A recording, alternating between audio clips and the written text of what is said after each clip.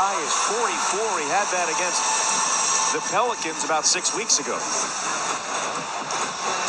OKC taking a timeout to make sure they don't lose that timeout that all teams lose at the 3-minute mark. Can only take 2 timeouts into the last 3 minutes. After tonight, just 2 games left before the All-Star break. The Lakers on Monday, and the second night of a back-to-back with the Wizards on Tuesday. And then the Blazers will play the Kings to open up post-All-Star break play. They haven't seen the Kings since opening night. Yeah, that was a tough game. Yeah. And the Kings have ascended since that time. I didn't realize at the time how good of a win that was. Yeah. Well, these Western Conference wins go a long way. That's what Kevin and I were talking about after the Warriors win. Yeah. That was such an important win.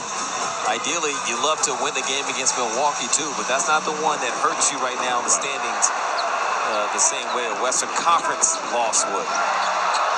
Blazers down 5. Dame fights through the screen and gets the ball. Holds on to a jab step, takes off and kicks to Simons for 3.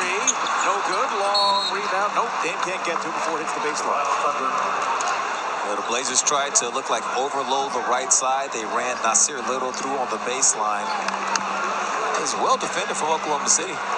Nothing really opened up for Portland. Blazers 2 of 9 from distance in the 4th quarter. Now, this takes some IQ here defensively. When you run a double team at somebody, see, this is where it's really tough because Gilgeous-Alexander is essentially in the middle of the floor. He can pick either side from the double team. What the Blazers want to try to do is funnel him on one side. Easier said than done. But if you don't get that, it's a tall order trying to dictate where that ball is going to go out of his hands. Thunder have their largest lead of 8, 129-121. Jalen Williams, double clutch, banks it in. 10-point Thunder lead.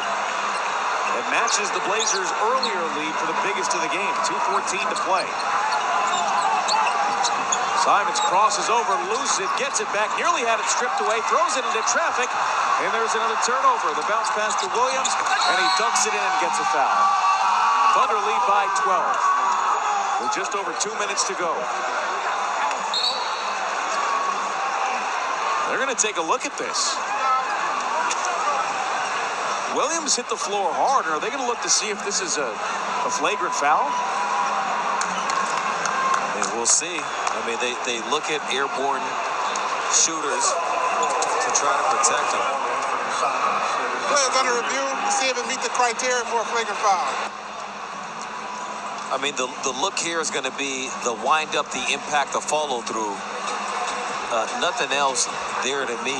His left hand was dangerously close to the head of Jalen Williams on his way up, and I think that's what they're going to look at.